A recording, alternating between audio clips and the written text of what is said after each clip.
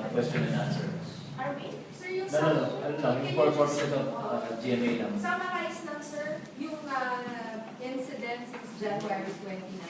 Yeah. Sir, ulitin mo yan mamaya sa... Pwede. Nga nga eh. Ha? Isa-isa. Kasi mamadali yan kasi maaki eh. Mamadali. Gusto ko sa labas lang.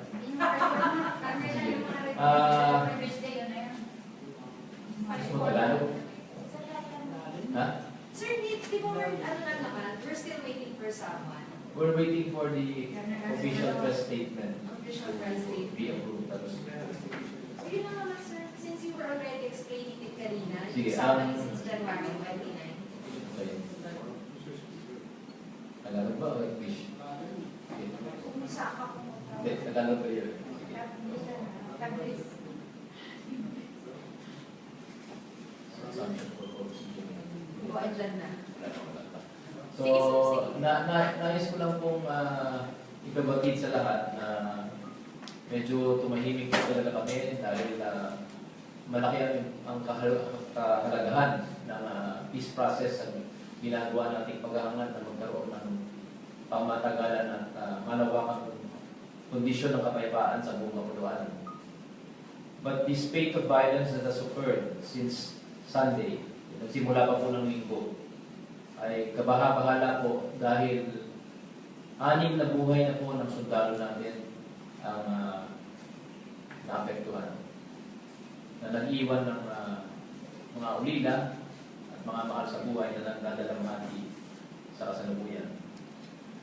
Ang una pong pagkakataon ng pagtambang sa ating mga tauhan ay nangyari po sa Norte. At may 2 po tayong sundalo na papunta sa isang meeting sa DNR upang makibahagi sa isang reforestation na drive upang mapunuin ang bundok ang ating denuded forest sa lugar na yun. Tinampakan po sila. Initially, namatay po isa at nagawian po ng buhay ang pangalawang sundalo. Pawang wala po silang dalang armas. Ang pangalawang insidente po ay nangyari sa Maymanay, sa Davao. At isang opisyal po na tumutugon sa lehitimong panawagan ng tulong ng taong bayan dahil may mga armadong grupo sa kanilang lugar, ang napatay. Ang pangatlong insidente po ay itong kamakailan lang na discovering 3 katawan na naaagnas na po sa may lugar ng Bukidnon. Unang paksa po niyan ay naging missing po sila dahil sila po'y dapat pupunta sa bayan. Sila po'y nakasibilyan. In fact, naka-shorts lang po yung mga tauhan na ito. At wala po silang dalang armas na mahaba at hindi po sila nagsasagawa ng anumang lehitimong operasyon ng militar. At maaari, may dala po silang short firearms bilang protection dahil pinakailangan po nila. Pero ang aming pong nakuha na report at narito po sa akin ang report ng kapulisan ng lugar na yan kung saan nagsasaan kung paano nangyari ito. Pero ang amin pong ikinalulungkot dito ay yung karumang-duman na paggamit ng excessive force. Ito pong mga tauhan na to ay nagtamo ng, ang isa pong sundalo ay nagtamo ng 27 tama ng bala. Ang isa ay 24. Ang isa naman ay, kung hindi ako nagkakamali, 26 na bala. At karamihan po ng bala na na-recover ay nasa paligid lang ng katawan nila. So, nagpapahiwatig po ito na maaaring nanggigigil ang mga salarin na nagsagawa ng pagpatay at tinayuan lang nila sa ibabaw ng mga katawan ng mga sundalo ito mga tauhan namin. Maaaring sila'y patay na o nag-aagaw buhay at tinapos ang kanilang buhay. This excessive use of force was unwarranted. And it is clearly a violation of the rights of these individuals. In the rules of war, this is not acceptable. And we condemn this. And are saddened by these developments on the ground. all of these things that have been happening in the past few days since Sunday is a very disturbing incident. Nakakabahala po talaga. Kaya nga po ang ating pamahalaan at ang ating pong panel sa GRP at ang ating pong hukbo ay patuloy na isinusulong ang joint declaration ng ceasefire. Dahil sa joint declaration po, pag natagdaan po ito at napagkasunduan, magkakaroon po tayo ng agreement kung saan mag-a-agree tayo sa definition ng ano ang mga nilalabag na alitutunin o anumang mga bagay na pwede nating sabihin na violation. So may common understanding. At dahil dyan, maaari tayo maglagay ng isang mekanismo at third-party members na siyang magmomonitor kung saan pwede natin gawing accountable ang bawat panig. Pero sa unilateral declaration, wala po yan. Kaya ano man po sabihin nila na paglabag ay walang magiging kasihan. Kaya nga po kami ngayon hanggang sa kasalukuyan ay patuloy nating inuurong itong maaaring maging magandang produkto na manggaling sa ating usaping pangkapayapaan. Dahil sa pamamagitan nito, mas magiging maayos ang pagpapatupad ng isang ceasefire. Kaya, binabato po namin sa kabilang panig na pag-isipan po sana itong mabuti. Dahil sa armed forces nyo, sa hukbong sandatahan nyo, ang tunay na hukbong sandatahan ng Pilipinas, ang may lehitimong basihan sa saligang batas na protektahan ang bawat mamamayan ng katulong ito. Mayroon din po kaming tungkulin at tulungan ng pulis sa pagpapatupad ng rule of law ng ating mga batas at alitutunin. At hindi po natin tinatalikuran yan, kaya't nagkakaroon ng tinatawag na suporta sa pulis o sa law enforcement operation. Yung ibinabato po sa amin na paglabag daw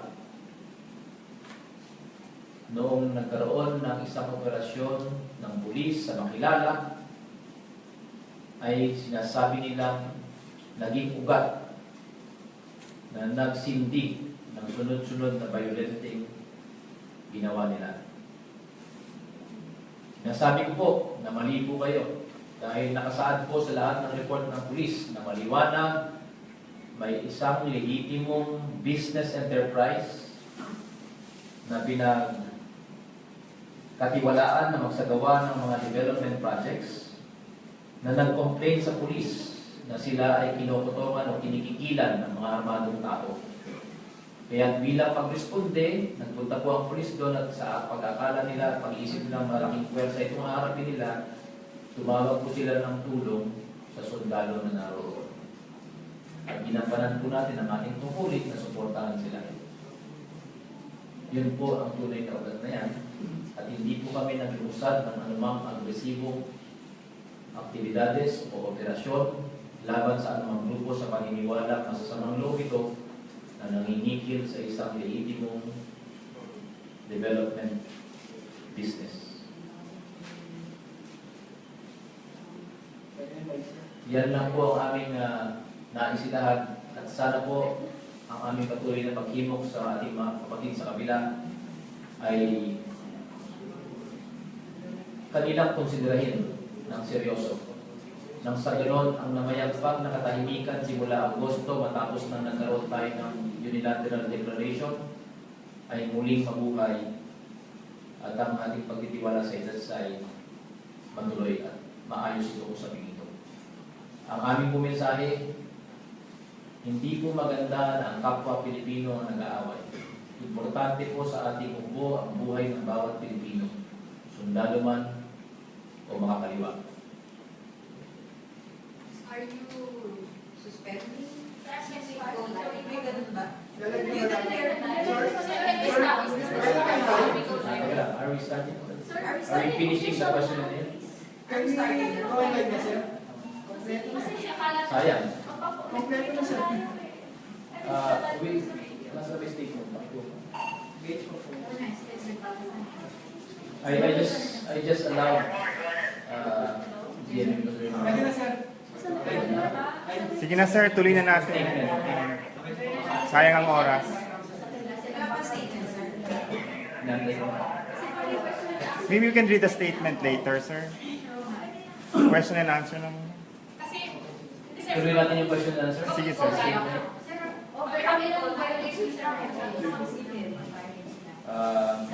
At your behest, I will abide by your request.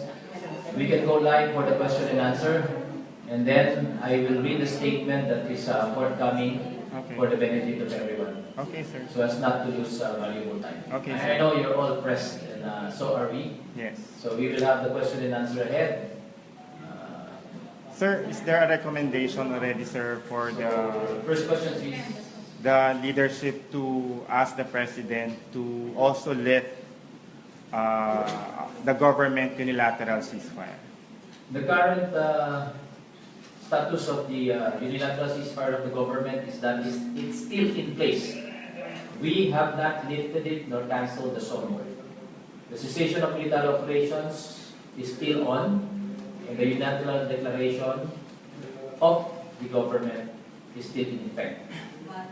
The armed forces, however, based on the guidance of the Chief of Staff, has been advised to go on heightened alert since the beginning of this spate of violence, and will maintain its active defense mode for as long as this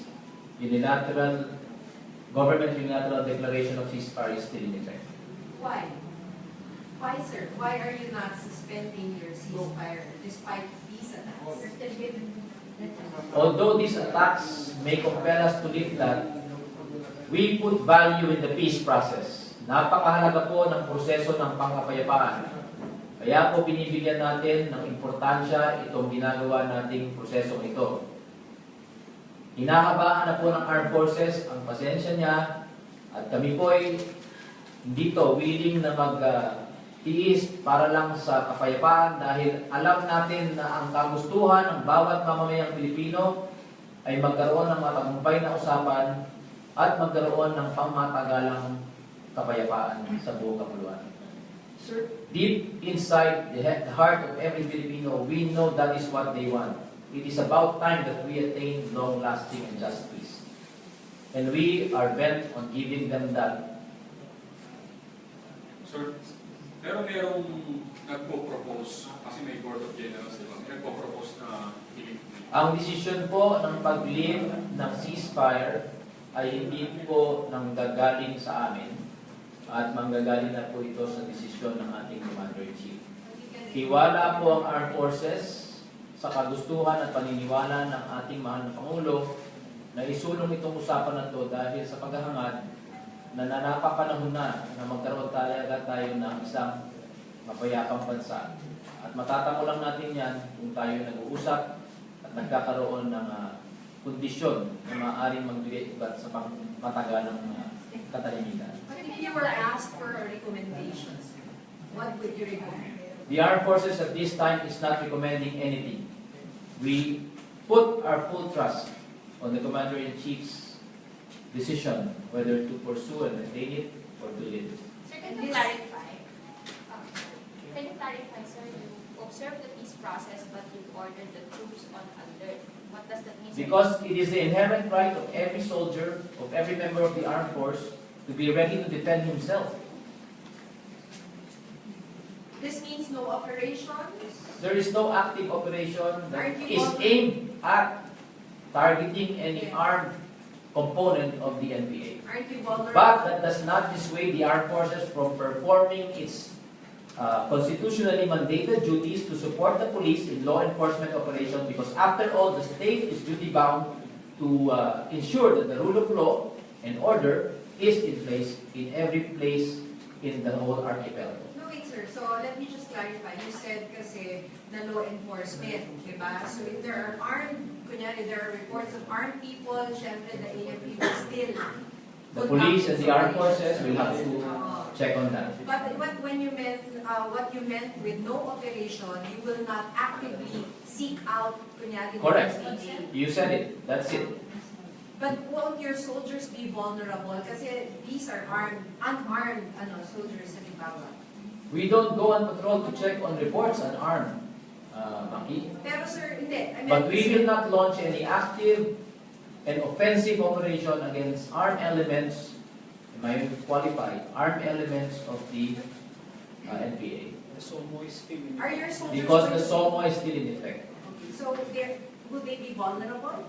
That's why there was a forewarning sent to everybody since the beginning of this ceasefire in August to stay always on alert and to stay always vigilant. Recently, we passed on a message to everybody. Lahat po ng ating mga unit at tropa sa buong kapuluan ay binigyan po ng abiso nationwide na ilagay nila ang sarili nila sa heightened alert Sir, kailan yun? at i-maintain na ang kanilang active defense mode. Specific date, start na ngayon alert. Simula pa po nung nagsimula ang mga karangasang ito nung linggo. What does heightened alert mean, sir? It is a condition where we put our posture ready to act on any kind of information that may put in jeopardy any of our men and units and the community at large. Kung inyo pong ipagpapamanhin, ay nais ko po munang basahin ang statement ng Armed Forces at pagkatapos ito, itutuloy po natin ang ating question and answer.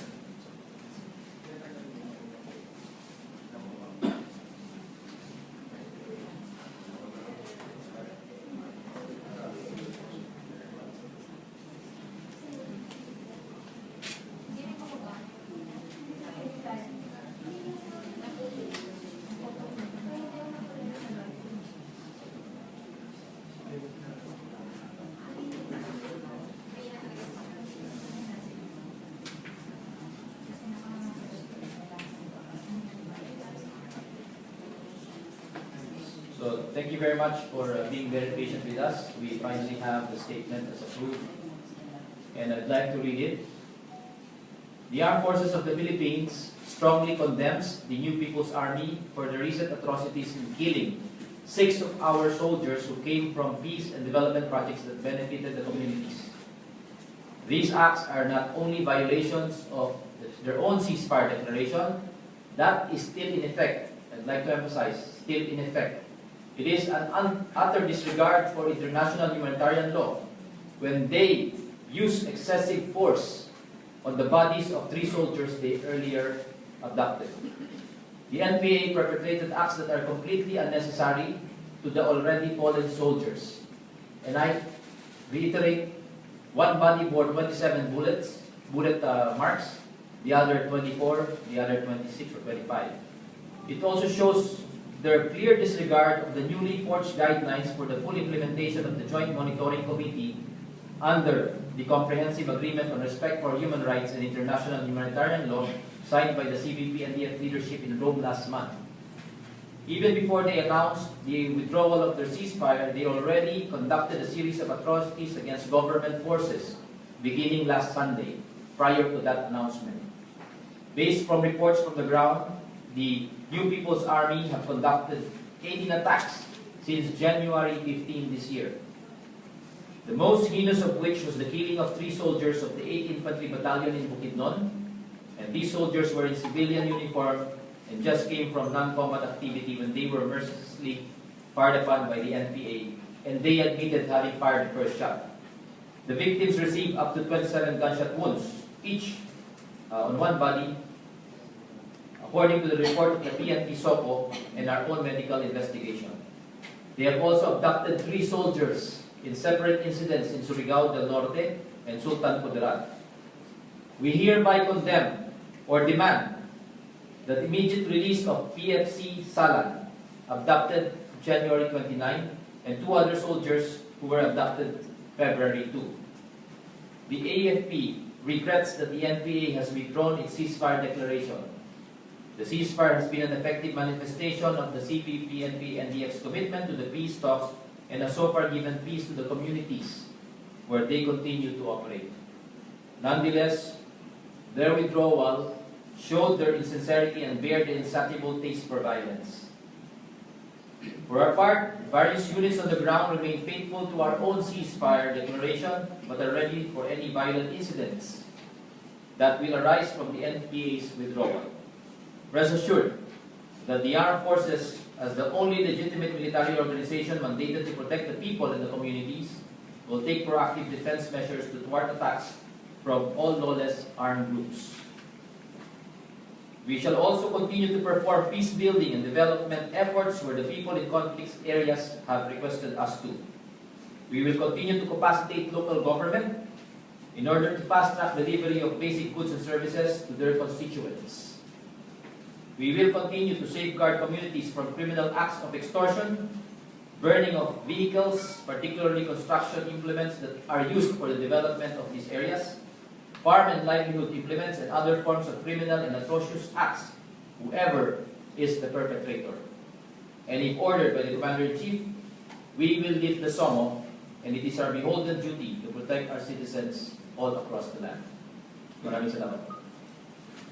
Sir, are you going to file charges against those individuals involved in the series of violence? Yes, we continue to work with the police to file the appropriate charges to all these perpetrators who have committed these crimes. Sir, despite I said there was a previous warning, sir. No, I mean to be on alert. Why the incidents?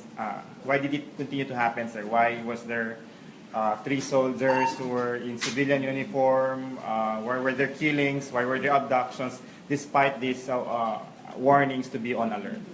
David, I have to answer you that our personnel remain vulnerable. Tama po yan. Nananatili silang madaling atakihin dahil kinakailangan po nilang gumalaw, kinakailangan po nilang mamalengke, kinakailangan po nilang pumunta sa syudad, kinakailangan po nilang bumagkas sa mga daanan na dinadaanan ng ordinaryong tao. At kung sila po'y naka-off, wala po tayong kontrol dyan, kundi abisuhan sila na huwag po kayo aalis ng kampo. Pero kung nais po silang mamasyal o kung saan magpunta, yan po ay pruweba na ng bawat sundalo. Pero hindi po kami nakakalimot na sila ay abisuhan at paalalahanan na kinakailangan protektahan nila ang kanilang pagkatao. Sir, with the 6 soldiers dead, sir, that you're still on unilateral ceasefire, does it show that it can work, sir? Carmela, I have to go back to my previous statement and my answer to you. Why the need for a joint declaration? But that's going to take time. We hope it will be soon because there will be another round of talks. We have pushed this in the last round of talks in Rome, but it was the refusal and the hesitancy of the other side to sign it that prevented it from being signed. The NPA wants the military, sir, to go. That's why perhaps, if I may say, we are looking into this possibility that perhaps the leadership does not have control of their small elements down on the ground. And perhaps this is an insistence of the small units on the ground to keep perpetrating this violence because of the criminal acts and the extortion activities that they will be deprived of if the ceasefire continues. But sir, you're saying you will still continue to follow that setup, unilateral ceasefire. Until such time that the SOMO is lifted and that the unilateral declaration is made ineffective, we will continue to support government's thrust of pushing the primacy of the peace process because we want it to succeed. So we have information that the President is mulling options of lifting the ceasefire. The Commander-in-Chief will always contemplate to lift it, and he has the right to do so. But he has greater considerations in mind that he will have to consider. And we always trust that judgment on the part of the President, knowing his objective of bringing peace across the land. So help us understand the ceasefire declaration of the government. If and when it is lifted, is it effective immediately? It will depend on the announcement. Sir, any problem? Like the NPA, they lifted their own ceasefire and they said it's effective 10 February, but look, they cannot fool the people. They have been launching violent activities after the other, and this has begun since last Sunday or the 29th of January. So who are they fooling? Sir, any proof of life of the abducted soldiers, sir? And are we going to conduct operation against selected targets? There are efforts on the ground that are being done to recover our personnel, but these are not active operations targeted against the NPA, and there are efforts also to reach out to those who perhaps abducted our personnel to release them. Sir, can you get the sentiments of our ground commanders? Kasi sila are being held accountable for their men also, sir. So, how do they feel about this situation? Our ground commanders are fully supportive of the peace process. They know the real essence why we have to sacrifice a little bit. But of course, we cannot deny that we have commanders who are saddened by these developments and are itching to also resume offensive operations. But knowing the true intent of why we have gone into talks of eventually leading to a longer peace, it is not foreign to them, and it is not something that they do not support. That is why whatever it is that comes from the guidance of the higher headquarters is always implemented on the ground, because we all know what it means. Sir, yung CBP-NPA, nakatag pa rin siya as foreign terrorist organization sa US State Department. Di ba magkakaproblema yan dahil may peace negotiations na ginagawa? Mayroon na pong ginawang rekomendasyon tungkol sa bagay na yan, at kung isusulong pa po natin ito matapos nitong mga kaliwat kanan na mga ginawa nilang violent activities, yan po ay kailangan natin hintayin bilang anunsyo ng maaari ng OPAP o ng ating administrasyon. Pero wala na po sa amin yung desisyon na yan. Sir, sinabi po ni SND, pwede ho kayong maglunsad ng operations against lawless elements. Sabi niya, di ba, kahit na may ceasefire. Clarification lang, sir. Kung itong mga napatay na mga sundalo at natukoy natin kung sino ang mga pumatay, pwede bang actively habulin ng AFP yon under the concept na they are just implementing they're just doing law enforcement operation? Ang lead po sa pag-implement ng mga search warrants at arrest orders ay ang ating kapulisan. At kaya nga po kami, lagi lang nakasubaybay at nakasuporta sa kanila pag pinapatupad nila ang mga ganitong klaseng abiso galing sa ating hukuman. So they will still lead in the process and we will support. So if the cases filed against these perpetrators and these criminals are eventually decided in court, then it is, we are duty bound to implement that and support the police. But not actively pursue these people. Not actively pursue on a large scale any kind of military operations targeted against the NPA itself. Sir, it appears in the bilateral ceasefire proposal, the biggest contention for the NPA is for the military to go back to barracks in select areas. What are the discussions on this? Carmela, it is something that becomes untenable because if you review our constitution, the armed forces together with the police is the only entity in government that is duty-bound and mandated to keep the rule of law and order in our land. That's something you will not even discuss. It cannot, because it is a function of government and they must understand that. And nais ko lang pong ipagbigay alam din na maganda po ang track record ng armed forces sa lahat ng naging usaping pangkapayapaan. Nang tayo po ay nakilahok sa ating naging kasunduan sa hanay po ng MNLF, naging maayos po ito, at ang mga armadong grupo po ng MNLF ay na-integrate pa at naging sundalo po natin. At karamihan po sa mga sundalong ito na naging bahagi ng ating hukbong sandatahan ay nagbigay patunay na sila ay mga tunay na patriots natin at naging mga bayani natin na handang ibuwis ang kanilang buhay sa pagtaguyod ng mga ideals natin bilang isang bansa. And we salute them for that.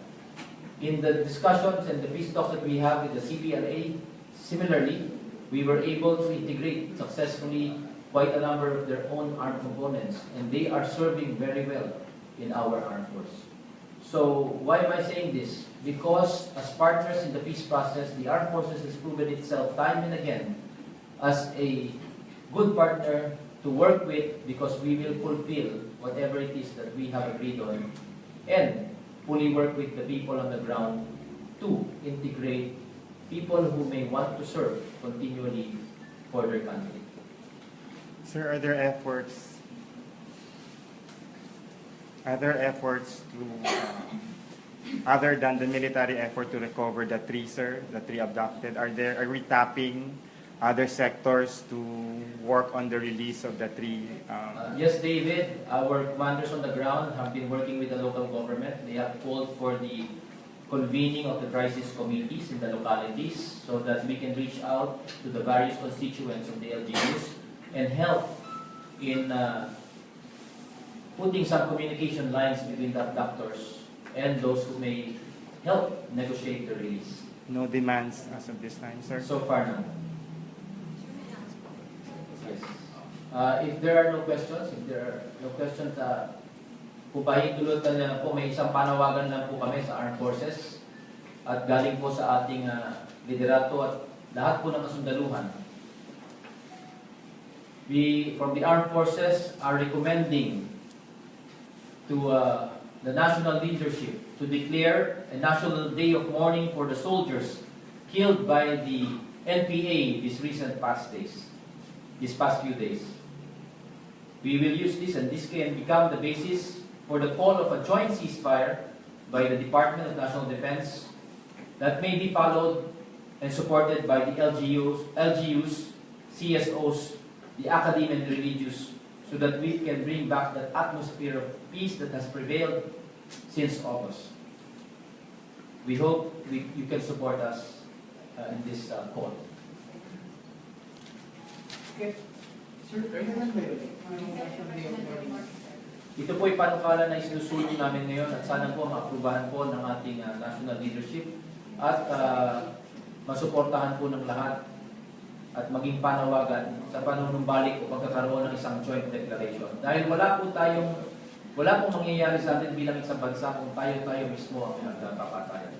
Ang Presidente, sir, ay bibisita mamaya sa lamay ni Lieutenant Alejo. Maaari pa nating siguro. May ini-expect ba tayo sa kanyang magiging announcement, sir? Wala pa pong abiso sa amin at kung meron man po, malalaman natin pag siya ay nakarating na. Again, maraming salamat po sa inyong pagdalo at sana po nawaan nyo bakit tayo naging Next year kasi, yun po, yung joint ceasefire, reinstatement